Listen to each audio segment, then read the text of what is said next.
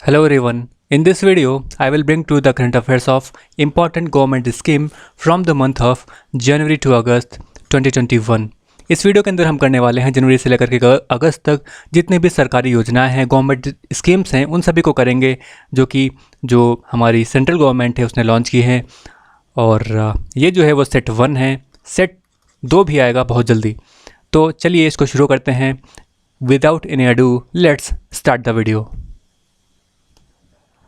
तो सबसे पहले जो स्कीम हम बात करेंगे उसका नाम है नेशनल मोनेटाइजेशन पाइपलाइन, यानी कि NMP। और ये काफ़ी ज़्यादा चर्चा में है इस समय। और चर्चा में क्यों है? क्योंकि इसमें जो है वो सबसे पहले इसमें हमको समझना पड़ेगा कि ये है क्या नेशनल मोनेटाइजेशन। देखो इसका नाम क्या है, मोनेटाइजेशन। मोनेटाइजेशन का मतलब होता है कि किसी भी चीज़ में हम मॉनेटरी वैल्यू को अगर हम देखें तो उसको बोलते हैं मोनेटाइज कर देना। मोनेटाइज करने का मतलब क्या होता है कि उसमें जो रुपए हैं, जो मनी है, उसको लेकर के यहाँ पर ये जो पूरी यहाँ पर प्रोजेक्ट है उसको यहाँ पर बोला गया है। तो नेशनल मोनेटाइजेशन पाइपलाइन क्या है? ये जो है वो एक 4 साल की यहाँ पर पूरी जो योजना है, प्रोजेक्ट जो है वो पूरा 4 साल का है। और इसमें जितने भी ब्राउनफील्ड प्रोजेक्ट होंगे, देखो जो प्रोजेक्ट्स होते हैं उनको यहाँ पर एक होता है ब्राउनफील्ड, एक होता है ब्राउनफील्ड और एक होता है ग्रीनफील्ड, राइट। एक होता है ब्राउनफील्ड और एक होता है ग्रीनफील्ड। तो जो ब्राउनफील्ड होता है वो क्या होते हैं? वो होते हैं ऐसे प्रोजेक्ट जो पहले से चल रहे हैं, ठीक, वो होंगे ब्राउनफील्ड, यानी कि ओल्ड प्रोजेक्ट होते हैं, ठीक है, काफ़ी लंबे समय से पहले ही चल रहे होते हैं। लेकिन ग्रीन फील्ड वो प्रोजेक्ट होते हैं जो कि नए लगते हैं। न्यू प्रोजेक्ट्स को हम बोलते हैं ग्रीन फील्ड प्रोजेक्ट्स, राइट। तो जो ब्राउन फील्ड प्रोजेक्ट होते हैं उनके लिए यहाँ पर ये जो पाइपलाइन है, ये जो योजना है वो स्टार्ट की गई है, जिसको बोला गया है नेशनल मोनेटाइजेशन पाइपलाइन। अब इसमें जो किया क्या जाएगा, जितने भी ब्राउन फील्ड प्रोजेक्ट्स हैं उनको यहाँ पर प्राइवेट सेक्टर्स में यहाँ पर हिस्सेदारी उनमें दी जाएगी। और साथ ही साथ उनको जो यहाँ पर जो मॉनेटरी राइट्स हैं, यानी कि इनमें जो मनी वाली राइट्स हैं वो यहाँ पर दिए जाएंगे किनको? प्राइवेट कंपनीज़ को, राइट। मतलब ये है कि जितने भी हमारे पास ब्राउन फील्ड प्रोजेक्ट हैं, गवर्नमेंट के पास जितने भी इंफ्रास्ट्रक्चरल प्रोजेक्ट हैं, जैसे कि रेलवे हो गया, आपका रेलवे हुआ, ब्रिजेज़ हुआ, ठीक है, तो इनमें जो हिस्सेदारी होगी वो दी जाएगी प्राइवेट कंपनीज़ को, प्राइवेट पार्टनर्स को। और प्राइवेट पार्टनर्स यहाँ पर क्या करेंगे? इंफ्रास्ट्रक्चरल वर्क करेंगे। और बदले में जो प्राइवेट कंपनीज़ होंगी वो पैसा देंगी, वो जो मनी है वो देंगी गवर्नमेंट को। इसीलिए इसको बोला जा रहा है नेशनल मोनेटाइजेशन पाइपलाइन, ठीक है। तो प्राइवेट कंपनीज़ क्या करेंगी? वो गवर्नमेंट को मनी देंगी, लेकिन गवर्नमेंट बदले में इनको क्या देंगी? जो एसेट होंगे वो देंगी यहाँ पर इन प्राइवेट कंपनीज़ को। लेकिन जो ओनरशिप राइट होगा वो यहाँ पर प्रोजेक्ट में इन कंपनीज़ को नहीं मिलेगा। केवल और केवल जो रेवेन्यू राइट है वो यहाँ पर दिए जाएंगे, राइट। और गवर्नमेंट को कुछ जो अमाउंट होगा वो भी यहाँ पर मिल रहा होगा। तो इसी को बोला गया है मोनेटाइजेशन पाइपलाइन। काफ़ी इंपॉर्टेंट है। और इसमें जो रोड्स हैं, जो रेलवेज़ हैं, पावर सेक्टर जो हैं, इन सभी को यहाँ पर इसमें लाया गया है। लगभग 66% जो टोटल एस्टिमेट वैल्यू यहाँ पर इसकी यहाँ पर एसेट को मोनेटाइज करने की बात यहाँ पर कही जा रही है। साथ ही साथ इसमें telecom sector, mining sector, aviation sector, ports, natural gases, petroleum projects, pipelines, warehouses, stadiums, इन सभी को यहाँ पर जो प्राइवेट जो यहाँ पर वेंचर्स हैं, प्राइवेट जो कंपनीज़ हैं, उनको यहाँ पर मोनेटाइज करने की योजना है। और आपको बता दूँ, जैसे फॉर एग्जांपल के लिए अगर मैं बात करूँ, अभी जो यहाँ पर लखनऊ एयरपोर्ट है, इसके अलावा जो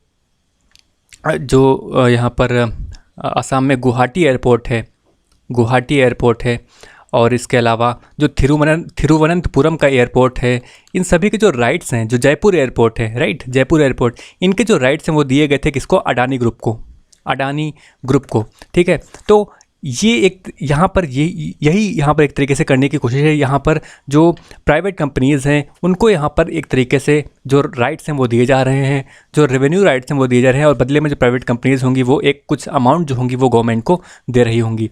यानी कि गवर्नमेंट जो होगा वो अपने एसेट्स है, ठीक है। देखो इसको समझो जरा, इसको गवर्नमेंट को कुछ एसेट्स हैं, राइट, गवर्नमेंट को कुछ एसेट्स हैं। एसेट्स का मतलब क्या है? यहाँ पर रेलवे है, टेलीकॉम सेक्टर है, माइनिंग सेक्टर है, नेचुरल गैसेस हैं, ये सभी एसेट्स हैं गवर्नमेंट के। तो ये जो एसेट्स हैं अगर गवर्नमेंट के पास में है तो गवर्नमेंट से जितना यहाँ पर रेवेन्यू गवर्नमेंट को मिल रहा है वो तो ठीक है, लेकिन अब करेगी क्या गवर्नमेंट? इन जो एसेट्स हैं उनको यहाँ पर जो प्राइवेट कंपनीज़ हैं उनको देगी, राइट। और प्राइवेट कंपनीज बदले में क्या देंगी गवर्नमेंट को? बदले में कुछ मनी देंगी, रुपए देंगी, और कुछ ईयर्स का, कुछ सालों का यहाँ पर करार इसमें किया जाएगा। साथ ही साथ अब यहाँ पर जो प्राइवेट कंपनीज होंगी अपने हिसाब से यहाँ पर डेवलपमेंट्स कर सकती हैं, और जो रेवेन्यू राइट्स होंगे वो पूरी किसके होंगे? प्राइवेट कंपनीज़ के होंगी, राइट। लेकिन जो ओनरशिप राइट होगा वो किसका होगा एसेट पर? वो गवर्नमेंट का ही होगा, राइट। जो ओनरशिप राइट है वो किसका होगा? गवर्नमेंट का होगा। तो यही यहाँ पर ये पूरी योजना है, और ये जो पूरी योजना है यहाँ पर इसी को बोला जा रहा है यहाँ पर नेशनल मोनेटाइजेशन पाइपलाइन, ठीक। यानी कि मोनेटाइजेशन ऑफ राइट्स तो दिया जाएगा, लेकिन जो ओनरशिप राइट है वो इनको नहीं दिए जाएंगे।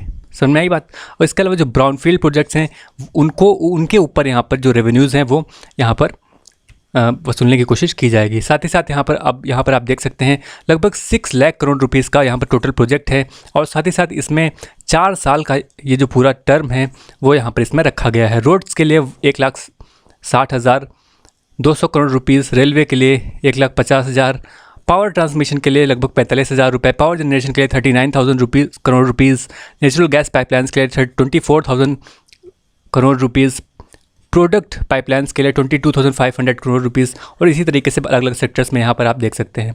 तो ये जो पूरी यहाँ पर योजना है, तो इसमें आपको ध्यान में क्या रखना है? इसमें आपको ध्यान में रखना है कुछ चीज़ें, जैसे फॉर एग्ज़ाम्पल इसमें यहाँ पर आपको ध्यान में रखना है कि जो योजना पूरी है, यानी कि इसका नाम क्या है? नेशनल मोनेटाइजेशन पाइपलाइन ये योजना है, और इसमें लगभग जो अमाउंट है वो लोग कितना है? 6 लाख करोड़ रुपीज़ का है, 6 लाख करोड़ रुपीज़ का है। साथ ही साथ ये 4 साल के लिए है, ठीक है, 4 साल के लिए है। इसके अलावा जो 66% यहाँ पर जो ब्राउनफील्ड प्रोजेक्ट्स हैं उनको यहाँ पर इसमें लाया जाएगा, राइट। और इसमें जो सेक्टर्स हैं वो भी मैंने आपको बता ही दिए। तो ये सब आपको ध्यान में रखना है। तो ये यहाँ पर है। इसके अलावा जो गवर्नमेंट है, ठीक है, मोनेटाइजेशन में गवर्नमेंट कर क्या रही है? एक तरीके से डिसइन्वेस्टमेंट ही कर रही है। तो डिसइन्वेस्टमेंट जो टारगेट है गवर्नमेंट का वो कितना है? 1,75,000 करोड़ रुपीज़ का, ठीक है, 1,75,000 करोड़ रुपीज़ का यहाँ पर जो वो है डिसइन्वेस्टमेंट टारगेट है यहाँ पर गवर्नमेंट का इस फाइनेंशियल ईयर 2021-22 में, राइट। तो ये भी आपको ध्यान में रखना है। तो अब आगे बढ़ते हैं, देखते हैं कुछ MCQs। एक प्रोग्राम है जिसका नाम है समृद्ध प्रोग्राम, ये स्टार्ट किया गया है अभी। तो ये किस मंत्रालय ने शुरू किया? ठीक है, समृद्ध प्रोग्राम, तो ये आपको बताना है किस मंत्रालय ने शुरू किया है। तो समृद्ध जो प्रोग्राम है इसका मतलब क्या है? सबसे पहले आप ये समझिए। समृद्ध जो प्रोग्राम है इसका मतलब है स्टार्टअप एक्सेलरेटर मिटी for product innovation and growth. Startup accelerator मिटी का मतलब क्या है? Ministry of information technology. तो इसका जो आंसर होगा वो क्या होगा? मिटी, ठीक है, इसका जो आंसर होगा वो होगा मिटी। और जो ministry of information and technology इसके मंत्री हैं अश्विनी वैष्णव जो है इसके मंत्री हैं। और अश्विनी वैष्णव हमारे रेल मंत्री भी हैं, रेल मिनिस्टर भी हमारे कौन है? अश्विनी वैष्णव हैं। साथ ही साथ जो अश्विनी वैष्णव हैं ये बेसिकली क्या है? ये एक फॉर्मर IAS भी रह चुके हैं, ठीक है, IAS भी हैं। और साथ ही साथ जो अश्विनी वैष्णव हैं ये जो कम्युनिकेशन मिनिस्ट्री है वो भी देख रहे हैं, राइट। तो समृद्ध प्रोग्राम यहाँ पर स्टार्ट किया है मिनिस्ट्री ऑफ इंफॉर्मेशन टेक्नोलॉजी ने। ये जो होगा वो इनोवेशन को, ग्रोथ को और जो स्टार्टअप होंगे इनको यहाँ पर एक्सेलरेट करने की कोशिश करेगा। तो ध्यान रखिए, समृद्ध प्रोग्राम जो है वो स्टार्ट किया है मिटी ने। बढ़ते हैं आगे। एक अभियान है जिसका नाम है सुजलाम जो अभियान है वो हमारे किस मंत्रालय द्वारा शुरू किया गया है? देखो, सुजलाम जो अभियान है नाम ही से स्पष्ट है, जल के लिए ये शुरू किया गया है। तो आंसर होगा मिनिस्ट्री ऑफ जल शक्ति, जिसके मंत्री हैं गजेंद्र सिंह शेखावत जो है इसके मंत्री हैं। और ये जो अभियान है सुजलाम अभियान, ये जल के लिए, पानी के संचय के लिए स्टार्ट किया गया है। और साथ ही साथ जो ODF होता है, ODF यानी कि जो हमारे गांव हैं वो फ्री हो चुके हैं। जो गांव है, शहर है, पूरा भारत जो है वैसे ऑफिशियली डिक्लेयर कर दिया है गवर्नमेंट ने कि पूरा जो भारत है वो खुले में शौच से मुक्त हो चुका है, ठीक है। लेकिन कुछ यहाँ पर इलाके ऐसे हैं जहाँ पर अभी भी समस्या बनी हुई है, तो उनको यहाँ पर पूरी तरीके से ODF फ्री करने का यहाँ पर प्लान है। और ये जो प्रोग्राम है वो 100 दिनों का प्रोग्राम है, 100 डेज़ का प्रोग्राम है। और ये जो प्रोग्राम चलाया जा रहा है वो चलाया जा रहा है अमृत योजना के तहत अमृत स्कीम, जो अमृत अभियान चल रहा है, ठीक है, अमृत महोत्सव, ठीक है, आज़ादी का अमृत महोत्सव, आपने सुना है आज़ादी का अमृत महोत्सव, आज़ादी का अमृत महोत्सव, इसके तहत ये चलाया जा रहा है प्रोग्राम, ठीक है। तो आज़ादी का अमृत महोत्सव के तहत ये प्रोग्राम चलाया जा रहा है जिसका नाम है सुजलाम अभियान। क्लियर। तो सुजलाम अभियान में यहाँ पर जो ODF फ्री गांव होंगे, यहाँ पर उनको, यहाँ पर जो भी बचे हुए हैं उनको यहाँ पर फ्री करने की कोशिश की जाएगी। और ये जो अभियान है जिसका नाम है आज़ादी का अमृत महोत्सव, ये कब से कब तक की चलाया जाएगा, बहुत इंपॉर्टेंट है। ये 75 वीक्स तक चलाया जाएगा, 75 सप्ताह तक चलाया जाएगा। और ये इसी साल स्टार्ट हुआ है 12 मार्च से, 12 मार्च 2021 से स्टार्ट किया गया है। और ये चलेगा कब तक, 15 अगस्त 2022 तक। क्यों ये डेट क्यों निर्धारित की गई? देखो, अगले साल यानी कि 2022 में हमारी जो भारत है, 2022 में हमारा जो भारत है, इसकी आज़ादी के हो जाएंगे कितने साल, 75 ईयर्स पूरे हो जाएंगे, राइट, 75 साल पूरे हो जाएंगे। तो इसी को सेलिब्रेट करने के लिए स्टार्ट किया गया है प्रोग्राम जिसका नाम है आज़ादी का अमृत महोत्सव, राइट, आज़ादी का अमृत महोत्सव। तो इसी वजह से 12 मार्च का दिन भी काफ़ी महत्वपूर्ण है। क्यों? क्योंकि 12 मार्च 1930 में महात्मा गांधी जी जो थे, उन्होंने यहाँ पर दांडी मार्च स्टार्ट किया था, ठीक है। गुजरात में यहाँ पर जो साबरमती आश्रम है वहाँ से स्टार्ट हुए थे गांधी जी अपने 78 सहयोगियों के साथ में। और लगभग यहाँ पर 6 अप्रैल 1930 में यहाँ पर दांडी में पहुँचे और दांडी में जाकर के गांधी जी ने नमक कानून तोड़ा था, राइट। तो और दांडी जो है वो कहाँ पर है, दांडी जो है वो गुजरात में है। एक गुजरात में ज़िला पड़ता है जिसका नाम है नवसरी। तो नवसरी नामक डिस्ट्रिक्ट में यहाँ पर दांडी पड़ता है। तो यहाँ पर जाकर के महात्मा गांधी ने नमक कानून तोड़ा था। तो इसी वजह से 12 मार्च से यहाँ पर स्टार्ट किया था और ये चलेगा अगले साल तक, 15 अगस्त 2022 तक। और 75 सप्ताह 75 वीक्स तक ये चलने वाला प्रोग्राम है, राइट। तो इसी प्रोग्राम के तहत जो सुजलाम अभियान है वो शुरू किया और हमारी जो मिनिस्ट्री है जिसका नाम है मिनिस्ट्री ऑफ जल शक्ति, इसने यहाँ पर ये जो प्रोग्राम है वो शुरू किया, राइट। समझ में आया? तो ये है सुजलाम अभियान। अब इस सुजलाम अभियान को आप कंफ्यूज मत करना, एक अभियान और है जिसका नाम है क्या, जिसका नाम है सुजलाम सुफलाम जल संचय अभियान। क्या नाम है उसका? इसका नाम है सुजलाम सुफलाम जल संचय अभियान, जल संचय अभियान, ठीक है। ये जो अभियान है वो कहाँ पे स्टार्ट किया गया है? वैसे ये जो अभियान है वो शुरू किया गया है झारखंड में, राइट। तो इससे कंफ्यूज मत करना सुजलाम सुफलाम जल संचय अभियान से, जो कि झारखंड में स्टार्ट किया गया था। बढ़ते हैं आगे। अब बात करते हैं स्टार्टअप इंडिया सीड फंड की। स्टार्टअप इंडिया सीड फंड की, तो स्टार्टअप इंडिया सीड फंड है क्या, सबसे पहले ये समझते हैं। ये जो स्कीम है वो लॉन्च की गई थी हमारे सेंट्रल गवर्नमेंट के द्वारा और इसमें लगभग 1000 करोड़ रुपीज़ का जो प्रोजेक्ट है वो यहाँ पर इसमें रखा गया था, ठीक है।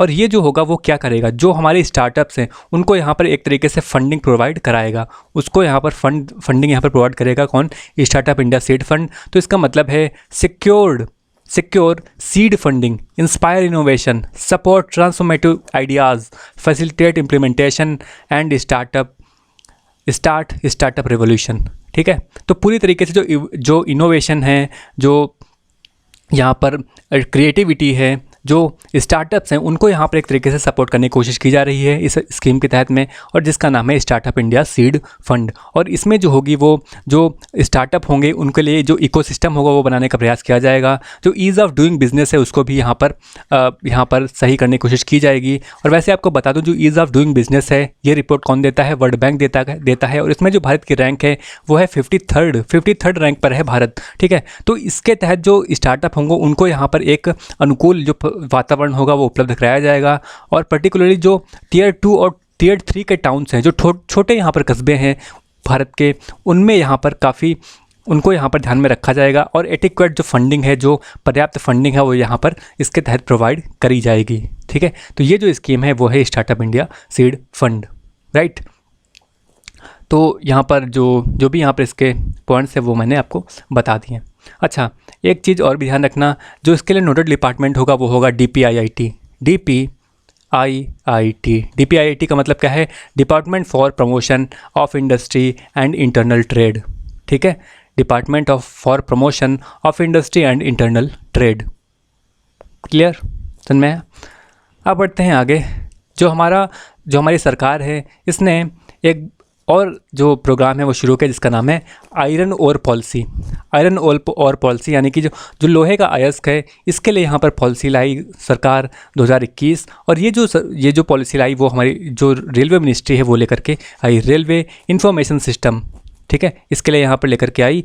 और जो मिनिस्ट्री होगी इसके लिए वो होगी मिनिस्ट्री ऑफ रेलवे, जिसके मंत्री हैं अश्विन वैष्णव। ठीक है, तो आयरन ओर पॉलिसी जो है वो लेकर के आया हमारा मिनिस्ट्री ऑफ रेलवे।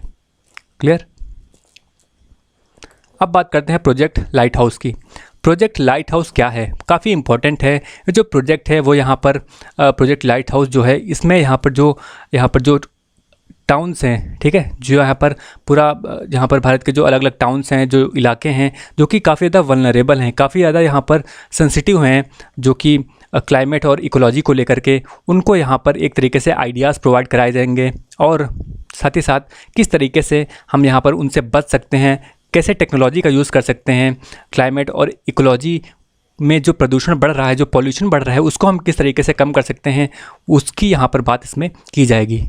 राइट, तो ये है प्रोजेक्ट लाइट हाउस। तो प्रोजेक्ट लाइट हाउस बेसिकली किसके लिए है? क्लाइमेट के लिए है। ये क्लाइमेट को यहाँ पर एक बेहतर बनाने के लिए है। और ये जो स्टार्ट किया गया है वो इम्प्लीमेंट किया गया है अगरतला में, त्रिपुरा की जो कैपिटल है, झारखंड के यहाँ पर रांची में, और उत्तर प्रदेश में लखनऊ में, मध्य प्रदेश यहाँ पर इंदौर में, और गुजरात के राजकोट में, तमिलनाडु के चेन्नई में।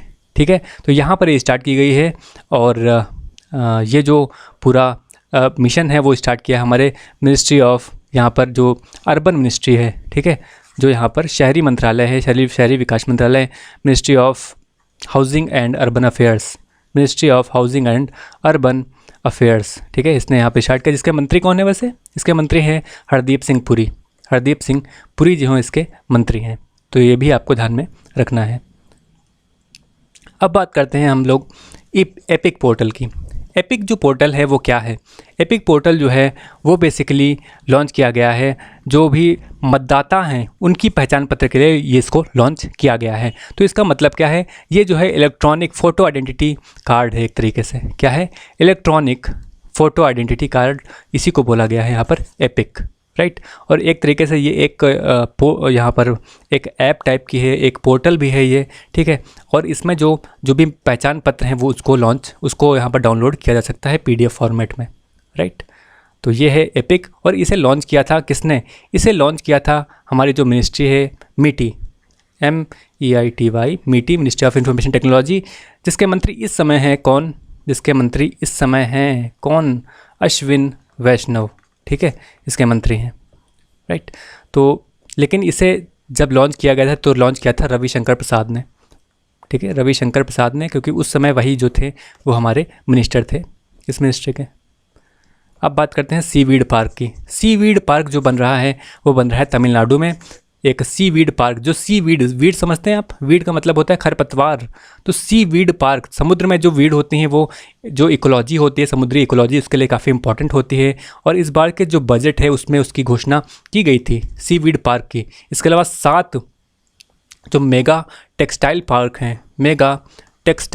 हैं, इनकी भी घोषणा यहाँ पर हमारे जो बजट थी उसमें की गई थी। तो बजट की घोषणा के तहत जो तमिलनाडु होगा उसमें सीवीड पार्क बनाया जाएगा। राइट, अब आपको बताना है कि जो मेजर पोर्ट अथॉरिटीज़ बिल 2020 लाया गया, जो पोर्ट में अथॉरिटीज़ होती हैं उनके लिए, तो ये जो बिल होगा वो किस बिल को रिप्लेस करेगा? ठीक है, मेजर पोर्ट अथॉरिटीज़ बिल 2020 जो होगा वो किस बिल की जगह लेगा?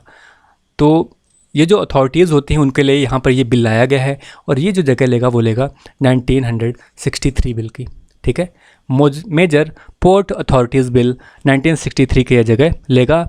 और ये जो पोर्ट अथॉरिटीज़ बिल है वो यहाँ पर इसकी जगह लेगा। साथ ही साथ जो आपको बता दूँ अगर पोर्ट के बारे में, तो भारत में यहाँ पर 13 मेजर पोर्ट हैं। लगभग भारत में यहाँ पर कुल मिलाकर के 13 मेजर पोर्ट हैं, और छोटे छोटे बंदरगाह तो बहुत सारे हैं।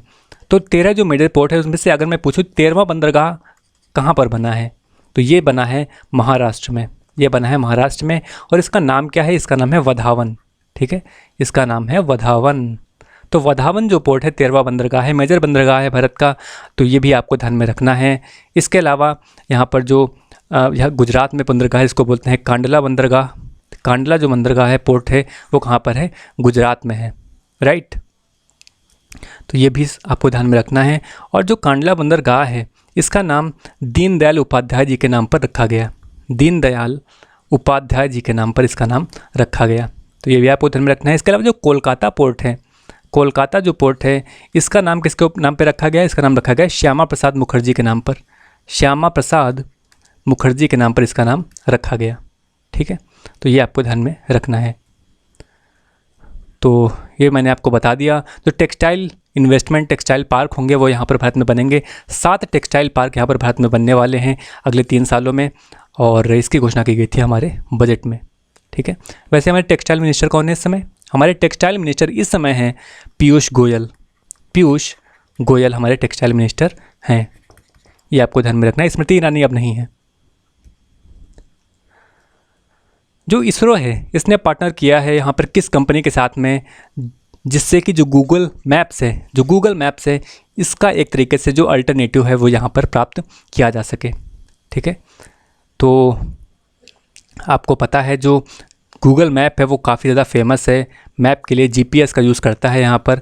और क्या भारत का कोई यहाँ पर कोई पोजिशनिंग सिस्टम है? बिल्कुल है भारत का। क्या नाम है उसका? भारत का जो ग्लोबल पोजिशनिंग सिस्टम है, तो ये जो जीपीएस है वो अमेरिका का है। ठीक है, ये यूएस का है। ऐसे ही जो चाइना है, इसका है बीडू, इसको बोलते हैं बीडू। और जो भारत है अपना, तो भारत का यहाँ पर जो सिस्टम, जो यहाँ पर पोजिशनिंग सिस्टम है, उसका नाम क्या है? क्या आप बता सकते हैं? कमेंट करके बताइए। पिछले साल लॉन्च किया गया था ये। तो यहाँ पर भारत ने जो मैप है, इसके लिए यहाँ पर एक कंपनी से समझौता किया है। इस कंपनी का नाम क्या है आपको ये बताना है। तो इस कंपनी का नाम है मैप माई इंडिया। कंपनी का नाम है मैप माई इंडिया। ठीक है, तो इसने गूगल के साथ, यहाँ पर जो इसरो है, इसके साथ में साझेदारी की है मैप माई इंडिया ने। कौन सी मिनिस्ट्री है जिसने लॉन्च किया है महात्मा गांधी नेशनल फेलोशिप? जो स्कीम है वो लॉन्च किया है, और 9 IIMs के साथ में मिलकर के इसने लॉन्च किया है Mahatma Gandhi national fellowship scheme. तो ये लॉन्च किया हमारी ministry of social justice and empowerment ने।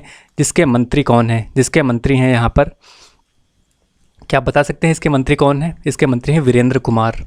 वीरेंद्र कुमार जो हैं इसके मंत्री हैं ministry of social justice and empowerment के। और मिनिस्ट्री ऑफ सोशल जस्टिस और एम्पावरमेंट जो है, इसने यहाँ पर बहुत सारी योजनाएं स्टार्ट की हैं। जो मिनिस्ट्री ऑफ सोशल जस्टिस और एम्पावरमेंट हैं, इसने यहाँ पर कई सारी योजनाएं स्टार्ट की हैं। इसके बारे में हम आगे अभी बात करेंगे। ठीक है, और बस अभी याद रखो कि महात्मा गांधी नेशनल फेलोशिप जो स्कीम है वो 9 IIM के साथ में मिलकर के स्टार्ट किया है मिनिस्ट्री ऑफ सोशल जस्टिस और एम्पावरमेंट ने। क्लियर? तो ये आपको ध्यान में रखना है। इसमें से कौन सी यहाँ पर संस्था है जिसने लॉन्च किया है integrated solid waste management project? ठीक है, integrated solid waste management project. और ये जो प्रोजेक्ट है वो लॉन्च किया गया है जम्मू कश्मीर में। कहाँ पर लॉन्च किया गया है? वो लॉन्च किया गया है जम्मू कश्मीर में। तो ये आपको बताना है किस संस्था ने इसको लॉन्च किया। तो ये जो प्रोजेक्ट है वो लॉन्च किया है नाफेड ने। ठीक है, नाफेड ने इसको लॉन्च किया है, इस प्रोजेक्ट को, जो सॉलिड वेस्ट मैनेजमेंट को लेकर के है। सॉलिड वेस्ट मैनेजमेंट के बारे में बताएगा। और ये जो प्रोजेक्ट है जम्मू कश्मीर में लॉन्च किया गया है। जम्मू कश्मीर के जो लेफ्टिनेंट गवर्नर हैं वो कौन है? वो हैं मनोज सिन्हा। मनोज सिन्हा जो हैं जम्मू कश्मीर के लेफ्टिनेंट गवर्नर हैं, राइट। तो नाफेड ने यहाँ पर जो सॉलिड मैनेजमेंट होता है, जो यहाँ पर जो कचरा होता है, इसके लिए यहाँ पर एक उसके मैनेजमेंट के लिए, उसके निराकरण के लिए पोर्टल यहाँ पर जो नाफेड है उसके साथ में यहाँ पर साझेदारी की है और ये जो प्रोजेक्ट है वो लॉन्च किया है। इसके अलावा आप ऑप्शन में देख सकते हैं सिडबी। सिडबी जो है वो क्या है? सिडबी जो है small industrial development bank of India है, जिसका हेडक्वार्टर लखनऊ में है। और जो सिडबी के चेयरमैन हैं वो कौन है? सिडबी के चेयरमैन क्या मोहम्मद मुस्तफ़ा हैं? नहीं, सिडबी के चेयरमैन मोहम्मद मुस्तफ़ा नहीं है। सिडबी के नए चेयरमैन बने हैं अभी अभी, जिनका नाम है एस रमन। एस रमन इनका नाम है। एस रमन को एन.वी. रमन से कंफ्यूज मत करना। एन.वी. रमन जो हैं भारत के यहाँ पर CJI हैं, चीफ जस्टिस ऑफ इंडिया हैं, और जो एस रमन हैं वो सिडबी के यहाँ पर चेयरमैन हैं। और सिडबी ने यहाँ पर स्वावलंबन फंड भी स्टार्ट किया है। स्वावलंबन जो फंड है ये भी यहाँ पर किसने स्टार्ट किया है? ये स्टार्ट किया है सिडबी ने। और सिडबी ने पिछले साल 5 जून को एक ट्रेन चलाई थी जिसका नाम है स्वावलंबन एक्सप्रेस। स्वावलंबन एक्सप्रेस ये जो ट्रेन है वो भी चलाई थी सिडबी ने, तो ये भी आपको ध्यान में रखना है। नेस्कॉम की यहाँ पर जो चेयरमैन बनी है इसी समय बनी है, और एक महिला बनी है जिनका नाम है रेखा मेनन, ये बनी है नेस्कॉम की चेयरमैन, ये आपको ध्यान में रखना है। और आरबीआई जो है, आरबीआई के चेयरमैन कौन है इस समय? आरबीआई के जो गवर्नर हैं वो इस समय कौन है? आरबीआई के गवर्नर हैं शक्तिकांत दास। ठीक है, बढ़ते हैं आगे। एक यहाँ पर मिशन चलाया जा रहा है जो सरकार है, भारत की सरकार, उसके द्वारा, जिसका नाम है नेशनल वाटर मिशन। राष्ट्रीय जल मिशन बोलते हैं इसको। और इसने लॉन्च किया एक प्रोग्राम जिसका नाम है catch the rain where it falls when it falls. ठीक है, जो जल संरक्षण है उसे हमको बचाना है, जल है उसका संरक्षण करना है। तो जो राष्ट्रीय जल दिवस है, कब मनाया जाता है राष्ट्रीय जल दिवस? ये मनाया जाता है 22 मार्च को। ठीक है, तो जो राष्ट्रीय जल दिवस है इस उपलक्ष्य पे एक प्रोग्राम लॉन्च किया हमारे प्रधानमंत्री नरेंद्र मोदी ने, जिसका नाम है catch the rain where it falls when it falls. Catch the rain where it falls when it falls. और जो मिशन है उसका नाम है नेशनल वाटर मिशन, राइट। और बढ़ते हैं आगे। एक स्कीम है जिसका नाम है सरल सुरक्षा इंश्योरेंस स्कीम। सरल सुरक्षा इंश्योरेंस स्कीम, ये जो स्कीम लॉन्च की है वो किस संगठन ने लॉन्च की है, आपको यह बताना है। तो ये जो सरल सुरक्षा इंश्योरेंस स्कीम है इसे लॉन्च किया है insurance regulatory development authority of India, यानी कि IRDAI ने। ठीक है, IRDAI का जो हेडक्वार्टर है वो है हैदराबाद में।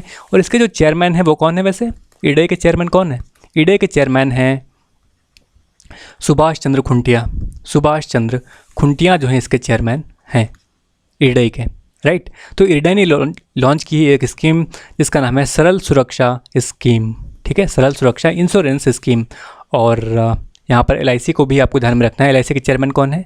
LIC के चेयरमैन है MR कुमार। और LIC ने अभी अभी यहाँ पर अपना 63rd स्थापना दिवस मनाया 1 सितंबर को। और LIC ने भी एक यहाँ पर पेंशन स्कीम लॉन्च की है जिसका नाम है सरल। ठीक है, तो सरल पेंशन स्कीम किसने लॉन्च की?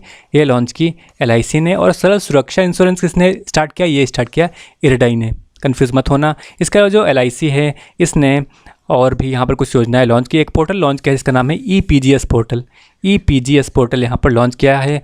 और इसके अलावा आनंद ANAND आनंद नाम की जो ऐप है वो भी लॉन्च की है, जो LIC के जो एजेंट होते हैं उनके लिए। ठीक है, तो ये सब LIC के बारे में भी ध्यान में रखो। जो HDFC बैंक है इसके CEO कौन है वैसे इस समय? HDFC बैंक के CEO हैं शशिधर जगदीशन जो हैं HDFC बैंक के चेयरमैन हैं। ठीक है, ये आपको ध्यान में रखना है। HDFC बैंक ने वैसे एक स्कीम लॉन्च की थी जिसका नाम है सलाम दिल से। ठीक है, सलाम दिल से। और मिलती जुलती स्कीम है, इसका नाम है सैल्यूट डॉक्टर्स। तो सैल्यूट डॉक्टर किसने लॉन्च किया था? सैल्यूट डॉक्टर जो स्कीम है वो लॉन्च किया ICICI बैंक ने, ICICI बैंक ने लॉन्च किया। ठीक है, बढ़ते हैं आगे। एक यहाँ पर वर्ल्ड स्किल सेंटर स्टार्ट किया जाएगा। वर्ल्ड स्किल सेंटर यानी कि विश्व जो कौशल संस्थान है, जो केंद्र है वो सेटअप किया जाएगा। तो आपको बताना है वो किस शहर में स्टार्ट किया जाएगा, वर्ल्ड स्किल सेंटर। तो जो वर्ल्ड स्किल सेंटर होगा, विश्व कौशल यहाँ पर जो केंद्र होगा वो स्टार्ट किया जाएगा उड़ीसा में। और उड़ीसा की जो कैपिटल है जिसका नाम है भुवनेश्वर में इसको स्टार्ट किया जाएगा, राइट। वर्ल्ड स्किल सेंटर, यहाँ पर जो स्किल है, जो कौशलता है उसको यहाँ पर डेवलप किया जाएगा इस सेंटर में। और ये जो बनाया जाएगा वो कहाँ पर बनाया जाएगा? वो बनाया जाएगा भुवनेश्वर में, जो कि कैपिटल है उड़ीसा की। इसके अलावा उड़ीसा में आपको बता दूँ सिमलीपाल और सुतकोसिया टाइगर रिजर्व है। और साथ ही साथ यहाँ पर भितरकनिका नेशनल पार्क भी है। और यहाँ पर गहिरमठ वाइल्ड लाइफ सेंचुरी भी है। गहिरमठ वाइल्ड लाइफ सेंचुरी भी यहाँ पर है, जहाँ पर जो ऑलिव रिडले टर्टल्स हैं, ऑलिव रिडले टर्टल्स यहाँ पर ये अपने अंडे देते हैं। साथ ही साथ यहाँ पर एक बीच भी है जिसको बोलते हैं ऋषिकुल्या बीच। ऋषिकुल्या जो बीच है वो भी यहाँ पर उड़ीसा में है, ये भी आपको ध्यान में रखना है। और भुवनेश्वर में अब जो एक लेक है आपको ध्यान में रखनी है, जिसका नाम है बिंदु सागर लेक। बिंदु सागर लेक जो है वो कहाँ पर है, भुवनेश्वर में है। और इसे साफ़ करने की योजना भी यहाँ पर चलाई जा रही है भुवनेश्वर में, जिसका नाम है स्वच्छ बिंदु सागर स्कीम। ठीक है, स्वच्छ बिंदु सागर योजना यहाँ पर लॉन्च की गई भुवनेश्वर में। ठीक है, तो उड़ीसा के बारे में आपको ध्यान में रखना। और उड़ीसा में अभी जो एक बीच है जिसको नाम है गोपालपुर बीच है उड़ीसा में। और यहाँ पर भारत का एक जहाज़ गया, शिप गया, जिसका नाम है INS खंजर। तो ये भी आपको ध्यान में रखना है उड़ीसा के बारे में। तो वर्ल्ड स्किल सेंटर जो स्थापित किया जाएगा वो किया जाएगा कहाँ पर, भुवनेश्वर में। जो उत्तर प्रदेश है, उत्तर प्रदेश ने यहाँ पर किस देश के साथ में पार्टनर किया है टैप वाटर कनेक्शंस के लिए, जो नल से जल है उसके कनेक्शंस के लिए किस कंट्री के साथ में, किस देश के साथ में यहाँ पर पार्टनर किया है। तो उत्तर प्रदेश ने जो पार्टनर किया है वो किया है डेनमार्क के साथ में। और डेनमार्क की जो कैपिटल है वो है कोपेनहेगन जो है वो डेनमार्क की कैपिटल है, राइट। और जो करेंसी है वो है क्रोन। ठीक है, तो ये आपको ध्यान में रखना है। डेनमार्क के साथ में यूपी ने किया है टैप वाटर कनेक्शन के लिए यहाँ पर समझौता, राइट। और डेनमार्क के एक व्यक्ति को आपके ध्यान में रखना है जिनका नाम है इंगर एंडरसन।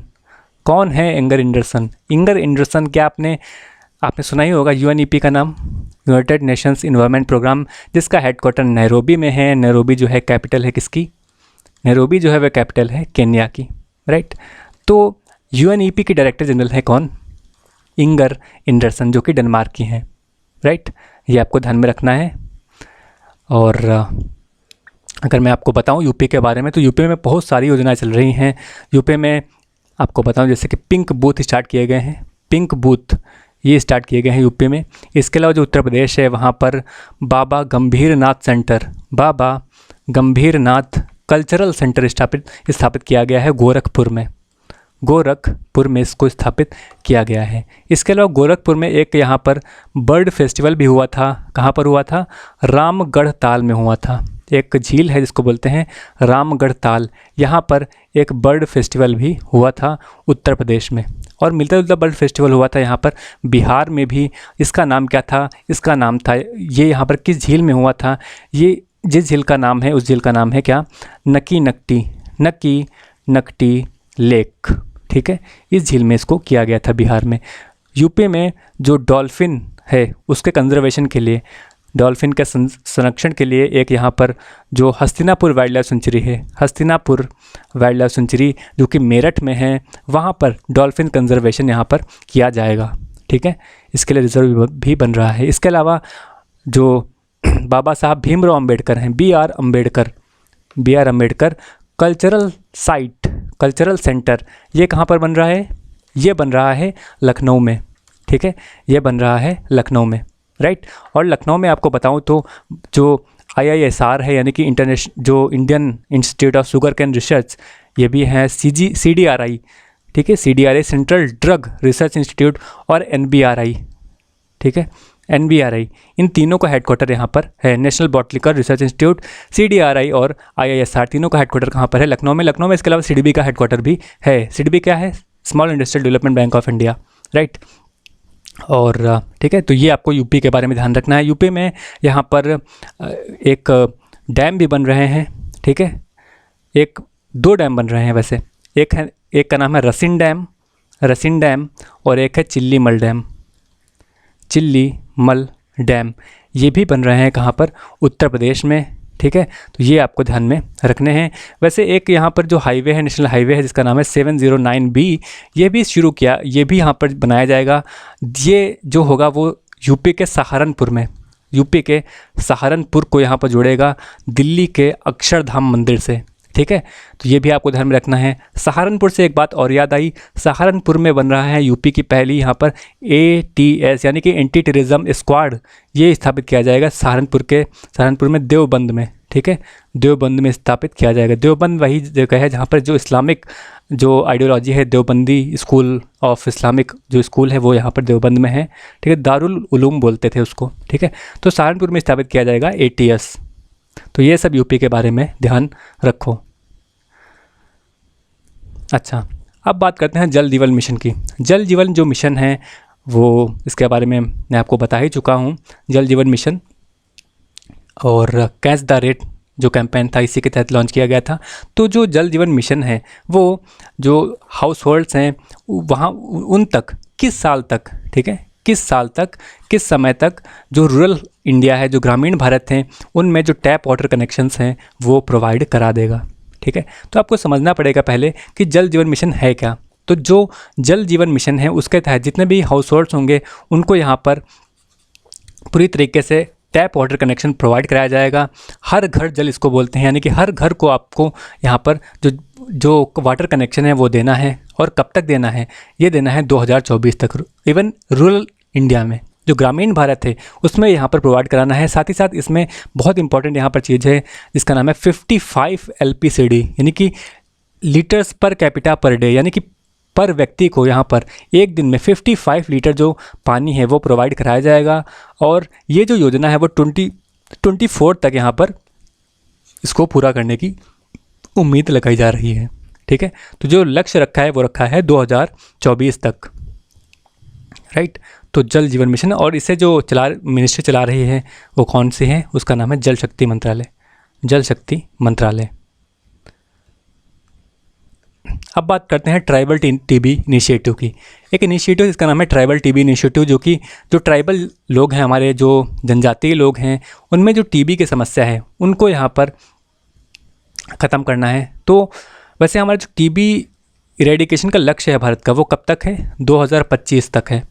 भारत में TB को 2025 तक ख़त्म करना है। और TB जो होता है वो किससे होता है, TB जो है एक बैक्टीरियल डिसीज़ है जो कि होती है माइकोबैक्टीरियम ट्यूबर कोलाई से। ठीक है, बैक्टीरियम ट्यूबर कोलाई से होती है। और जो TB होती है इसके लिए एक टीका लगाया जाता है, इसका नाम है क्या, जिसका नाम है, अच्छा, TB के लिए एक टेस्ट होता है, क्या बोलते हैं उसको, डॉट्स बोलते हैं, डॉट्स। ठीक है, तो TB के लिए यहाँ पर मतलब जो प्रोग्राम होता है, TB के लिए टेस्ट नहीं होता है। TB के लिए जो TB अगर किसी को हो गई है तो ये जो पूरा जो प्रोग्राम है, ठीक है, ये जो पूरी यहाँ पर कोर्स है वो कराया जाता है, इसको बोलते हैं डॉट्स। ठीक है, तो आते हैं क्वेश्चन पर। जो ट्राइबल TB इनिशिएटिव है वो किस मंत्रालय ने स्टार्ट किया है, आपको ये बताना है। जो हमारा हेल्थ मिनिस्टर है, ठीक है, जो हमारे हेल्थ मिनिस्ट्री है उसने ट्राइबल TB इनिशिएटिव स्टार्ट करी है।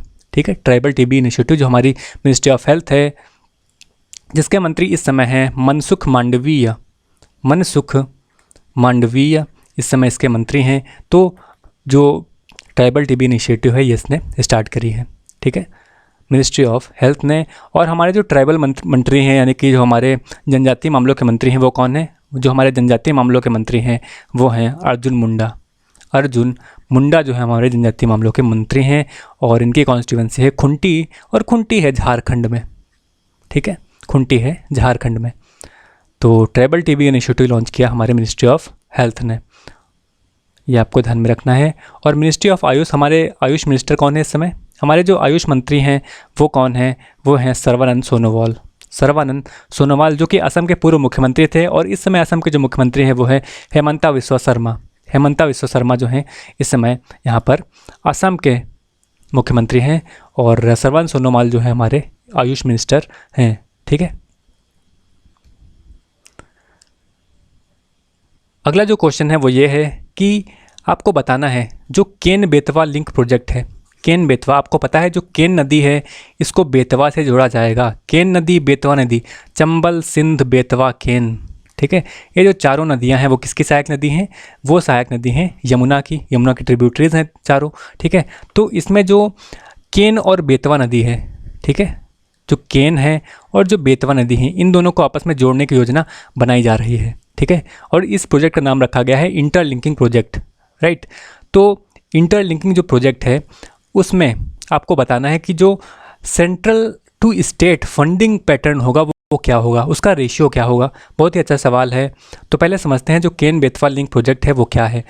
तो आपको पता है, देखो चारों नदियाँ जो हैं वो यमुना की सहायक नदियाँ हैं, राइट। यमुना में जाकर के मिलती हैं, और जो बेतवा नदी है और जो केन नदी है ये भी इनकी सहायक नदी हैं। लेकिन है क्या, जो बेतवा नदी है उसमें पानी कम पड़ जाता है, ठीक है, उसमें पानी कम है। तो केन का जो पानी होगा वो डाला जाएगा किसमें, बेतवा में ट्रांसफ़र करने की यहाँ पर योजना है। और इससे जो इरिगेशन होगी और जो पानी होगा वो भी यहाँ पर उपलब्ध कराया जाएगा। बुंदेलखंड का जो एरिया है वहाँ पर उसको यहाँ पर पानी देने की यहाँ पर योजना है, और इसी को बोला जा रहा है केन बेतवा इंटरलिंकिंग प्रोजेक्ट, ठीक है। तो ये आप देख सकते हैं, ये यहाँ पर मध्य प्रदेश और उत्तर प्रदेश के बॉर्डर पर यहाँ पर ये जो यहाँ पर नदी है वो यहाँ पर केन नदी है, और ये जो नदी है यहाँ पर ये बेतवा नदी है, राइट। तो केन का जो पानी होगा वो यहाँ पर बेतवा नदी में ट्रांसफ़र किया जाएगा, और जो यहाँ पर इस पर काफ़ी ज़्यादा जो प्रोजेक्ट होंगे वो भी बनाए जाएंगे।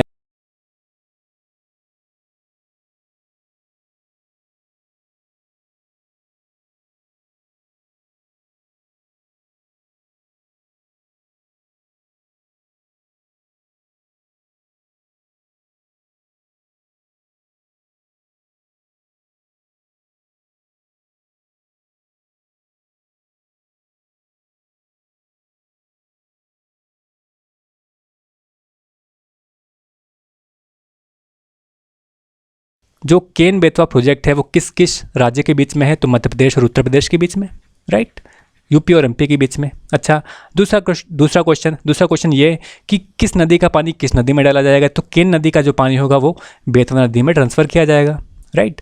और कौन सा नेशनल पार्क यहाँ पर प्रभावित होगा, तो पन्ना जो टाइगर रिजर्व है, जो पन्ना नेशनल पार्क है वो यहाँ पर प्रभावित होगा, राइट। और जो डैम होगा उसका नाम होगा दौधान नाम का डैम भी यहाँ पर बनाया जाएगा, ठीक है। तो ये जो प्रोजेक्ट है उसी को बोलते हैं यहाँ पर जो केन बेतवा लिंक प्रोजेक्ट, बुंदेलखंड के लिए यहाँ पर इसको यहाँ पर बनाया जा रहा है। यूपी और एमपी यहाँ पर जो स्टेट हैं इन्वॉल्व हैं। छतरपुर, पन्ना, टीकमगढ़, झांसी, बांदा, महोबा और ललितपुर इससे यहाँ पर लाभान्वित होंगे। और एमपी का जो एरिया है इरिगेशन का वो यहाँ पर ज़्यादा है यूपी से, ठीक है। तो इस तरीके से यहाँ पर ये जो पूरा प्रोजेक्ट है, तो जो क्वेश्चन था वो क्या बोल रहा था, इसमें फंडिंग जो होगी वो कौन करेगा, तो जो फंडिंग होगी सेंटर से स्टेट का जो रेशियो होगा वो होगा 90:10। बहुत इंपॉर्टेंट क्वेश्चन है। 90 से 10 के बीच में जो रेशियो होगा वो होगा, यानी कि 90% जो हिस्सा है वो देगी सेंट्रल गवर्नमेंट और जो 10% हिस्सा है वो देगी स्टेट गवर्नमेंट, ठीक है। तो ये भी आपको ध्यान में रखना है। Ken Betwa interlinking project. बढ़ते हैं आगे। अब देखते हैं हम लोग मिनिस्ट्रीज़ के बारे में, किस मिनिस्ट्री ने कौन कौन से प्रोग्राम स्टार्ट किए हैं, बहुत जल्दी से देखते हैं इनको। मिनिस्ट्री ऑफ एजुकेशन की बात करते हैं, जिसके मंत्री इस समय हैं धर्मेंद्र प्रधान। और इससे पहले कौन थे, रमेश पोखरियाल निशंक थे, वो अब नहीं हैं, अब हैं धर्मेंद्र प्रधान, ठीक है। तो ये आपको ध्यान में रखना है। मंत्री हमारे जो शिक्षा मंत्री है वो है धर्मेंद्र प्रधान। तो जो हमारा मिनिस्ट्री ऑफ एजुकेशन ने उसने स्टार्ट किया है निपुण भारत प्रोग्राम जो एजुकेशन पॉलिसी है इसको ले यहाँ पर स्टार्ट किया है निपुण भारत प्रोग्राम। इसके अलावा सार्थक इनिशिएटिव भी स्टार्ट किया है जो न्यू एजुकेशन पॉलिसी है उसको यहाँ पर इम्प्लीमेंट करने के लिए। इसके अलावा यंग अपकमिंग वर्सेटाइल ऑथर्स, ये भी जिसको बोलते हैं युवा कार्यक्रम भी स्टार्ट किया गया है। एक पोर्टल लॉन्च किया है जिसका नाम है माई NEP 2020, my new education policy 2020। इसके अलावा सफल, ये फ्रेमवर्क है जो प्रधानमंत्री नरेंद्र मोदी ने स्टार्ट किया है कक्षा 3, 4, 5 के बच्चों के लिए, ठीक है। उनका जो असेसमेंट होगा वो इसमें किया जाएगा, ठीक है।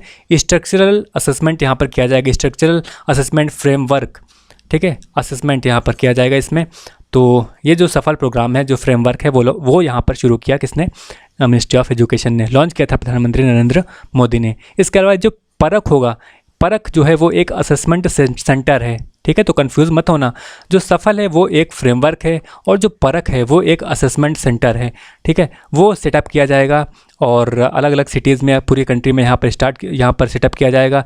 एग्जामिनेशन यहाँ पर जो बोर्ड्स होते हैं इसकी उसको यहाँ पर एक तरीके से स्टैंडर्डाइज करेगा। और जो स्कीम का नाम है उसका नाम है क्या, स्टार्स प्रोजेक्ट के तहत, जिसका नाम है strengthening teaching learning and results for state, ठीक है। और जो स्टार्ट्स प्रोजेक्ट है इसमें फंडिंग दे रहा है वर्ल्ड बैंक, और वर्ल्ड बैंक ने $500 मिलियन का यहाँ पर लोन दिया है। $500 मिलियन का लोन यहाँ पर भारत को दिया है स्टार्ट्स प्रोजेक्ट के लिए, ठीक है। तो मिनिस्ट्री ऑफ एजुकेशन से रिलेटेड जितने भी योजना है इनको ध्यान में रखो। अब बात करते हैं ministry of social justice and empowerment की, जिसके मंत्री हैं वीरेंद्र कुमार। तो इसने कौन कौन से पोर्टल जो प्रोग्राम है वो शुरू किया है। सबसे पहले जो पोर्टल लॉन्च किया वो है सुगम्य भारत, सुगम्य भारत। इसके अलावा पोषण अभियान शुरू किया, जो न्यूट्रिशन होता है उसको यहाँ पर ध्यान में रखते हुए पोषण अभियान शुरू किया। इसके अलावा अटल सोशल इनोवेशन इंक्यूबेशन मिशन यानी कि असीम प्रोग्राम भी शुरू किया गया। इसके अलावा senior care ageing growth engine, senior care ageing growth engine ये भी स्टार्ट किया, जिसका नाम है सेज प्रोग्राम, ये भी शुरू किया। इसके अलावा Elder line project, Elder line project जो हमारे एल्डर्स हैं, जो वृद्ध हैं, उनको कोरोना के दौरान जो इमोशनल हेल्थ की ज़रूरत थी, इमोशनल सपोर्ट चाहिए था, उसके लिए यहाँ पर एल्डर लाइन प्रोजेक्ट यहाँ पर शुरू किया। और इसमें जो उत्तर प्रदेश है वो नंबर 1 पर है। और एक CBID प्रोग्राम भी यहाँ पर स्टार्ट किया गया, इसका नाम है community based inclusive development program. और तो CBID प्रोग्राम भी यहाँ पर स्टार्ट किया गया। इसके अलावा ट्रांसजेंडर ID पोर्टल भी लॉन्च किया गया। इसके अलावा जो बेगर्स हैं, जो भिखारी हैं, बेगर्स हैं, उनके लिए स्माइल प्रोग्राम स्टार्ट किया गया। और एक प्रोग्राम स्टार्ट किया जिसका नाम है आई मेसा प्रोग्राम स्टार्ट किया, स्कीम स्टार्ट की, इसका नाम है information monitoring evaluation and social audit, ठीक है। और इसके अलावा एक ऐप लॉन्च किया और पोर्टल लॉन्च किया, इसका नाम है PM दक्ष, ठीक है। यानी कि जो PM दक्ष पोर्टल है वो भी यहाँ पर लॉन्च किया, और इसका नाम क्या है, प्रधानमंत्री दक्षता और कुशलता हितग्राही, प्रधानमंत्री दक्षता और कुशलता हितग्राही, ठीक है। तो यही है PM दक्ष पोर्टल। अब बात करते हैं मिनिस्ट्री ऑफ डिफेंस की, जिसके मंत्री हैं राजनाथ सिंह, और राजनाथ सिंह की जो कॉन्स्टिट्यूंसी है वो है लखनऊ, ठीक है। तो जो हमारा डिफेंस मिनिस्ट्री है यानी कि हमारी जो रक्षा मंत्रालय है उसने यहाँ पर क्या क्या प्रोग्राम शुरू किए इनको देखते हैं। जो राजनाथ सिंह हैं, हमारे जो डिफेंस मिनिस्टर हैं, इन्होंने एक मैगज़ीन लॉन्च की जिसका नाम है शौर्यवान नाम की ये मैगज़ीन लॉन्च की। इस पर पेंशन इनिशिएटिव भी स्टार्ट किया, जो हमारे पेंशन्स जो इनिशिएटिव है, जो पोर्टल है, उसमें पेंशन के बारे में जानकारी दी जाएगी। सृजन पोर्टल यहाँ पर स्टार्ट किया गया मेक इन इंडिया के तहत, सृजन पोर्टल। ई छावनी पोर्टल लॉन्च किया। इसके अलावा सेहत OPD पोर्टल भी लॉन्च किया। और जो गोवा शिपयार्ड लिमिटेड है उसके साथ में यहाँ पर पॉल्यूशन कंट्रोल वेसल्स के लिए जो साझेदारी की 583 करोड़ रुपए की। इसके अलावा जो आसियान है, जो association of south east Asian Nations का जो एसोसिएशन है, इसकी डिफेंस मिनिस्टर की जो मीटिंग हुई वो इस बार कहाँ पर हुई, ब्रुनेई में हुई। और इसके अलावा जो BRO है, BRO की जो एक्सीलेंस सेंटर बनाए गए हैं उनका नाम रखा गया है क्वेरसा और कॉर्बेट, ठीक है। तो मिनिस्ट्री ऑफ डिफेंस के बारे में ये ध्यान में रखो। अब बात करते हैं नीति आयोग की। नीति आयोग जो है इसके चेयरमैन कौन है? इसके चेयरमैन भारत के प्रधानमंत्री होते हैं और नरेंद्र मोदी इस समय में हैं। और इसके जो वाइस चेयरमैन हैं वो हैं राजीव कुमार और इसके जो CEO हैं वो हैं अमिताभ कांत। तो नीति आयोग और AIM यानी कि अटल इनोवेशन मिशन, इन्होंने मिलकर के एक स्कीम लॉन्च की जिसका नाम रखा अटल इनोवेशन मिशन प्रिज्म, ठीक है। अटल इनोवेशन मिशन AIM प्राइम, ठीक है, AIM प्राइम। और ये जो स्कीम है वो स्टार्टअप फंड को यहाँ पर इसमें हेल्प करेगी। इसके अलावा नीति आयोग और ट्राइफेड ने मिलकर के वन धन योजना स्टार्ट की जो इंस्पिरेशनल डिस्ट्रिक्ट हैं उनमें, ठीक है, वन धन योजना स्टार्ट की इंस्पिरेशनल डिस्ट्रिक्ट में। नीति आयोग और बिल और मिलिंडा गेट्स फाउंडेशन ने मिलकर के पोषण ज्ञान नाम का जो अभियान है वो भी शुरू किया गया। और नीति आयोग और पिरामल फाउंडेशन ने मिलकर के यहाँ पर सुरक्षित हम सुरक्षित तुम नाम का जो प्रोग्राम है वो सभी 112 डिस्ट्रिक्ट में यहाँ पर एस्पिरेशनल डिस्ट्रिक्ट में स्टार्ट किया। इसके अलावा एक डैशबोर्ड बनाया, एक पोर्टल बनाया जिसका नाम रखा गया है इंडिया एनर्जी डैशबोर्ड, ठीक है, इंडिया एनर्जी डैशबोर्ड, इसे बनाया नीति आयोग ने। और अंत में हम देखते हैं टारगेट्स ऑफ इंडिया। भारत के कुछ टारगेट्स हैं यहाँ पर। जो TB है इसे ख़त्म करने का जो टारगेट रखा है वो रखा है 2025 में। इसके अलावा 2022 तक जहाँ पर जो पेट्रोल है उसमें 10% अल्कोहल मिलाने की योजना है। जो अल्कोहल और गैसोलीन, ठीक है, यानी कि जो भी हमारा फ्यूल है उसमें, ठीक है, उसमें जो अल्कोहल है और जो गैसोलीन है वो कितना मिलाया जाएगा, वो मिलाया जाएगा 10% अल्कोहल में गैसोलीन और 20% मिलाया जाएगा 2023 तक, राइट। 2025 तक जो रोड एक्सीडेंट्स होते हैं उनको 50% डिक्लाइन करने की योजना है, उनमें 50% की कमी लाने की यहाँ पर बात की जा रही है। और 2022 तक हमारा जो रीन्यूएबल एनर्जी का टारगेट है वो है 175 गीगावाट, 175 गीगावाट, जिसमें हम 110 गीगावाट प्राप्त कर चुके हैं, राइट। और 2030 तक हमारा टारगेट है 450 गीगावाट रीन्यूएबल एनर्जी। और हमारा जो डिसइन्वेस्टमेंट टारगेट है वो है 1,75,000 करोड़ रुपीज़ का फाइनेंशियल ईयर 2022 में, राइट। तो ये था गवर्नमेंट स्कीम्स का वीडियो। जनवरी से लेकर के अप्रैल तक जितने भी इंपॉर्टेंट स्कीम्स थी उसको मैंने कवर किया। अगर वीडियो आपको पसंद आया हो तो वीडियो को लाइक करें, चैनल को सब्सक्राइब करें और वीडियो को शेयर ज़रूर करें। मिलते हैं बाकी वीडियोज़ में, तब तक के लिए see you, have a good day.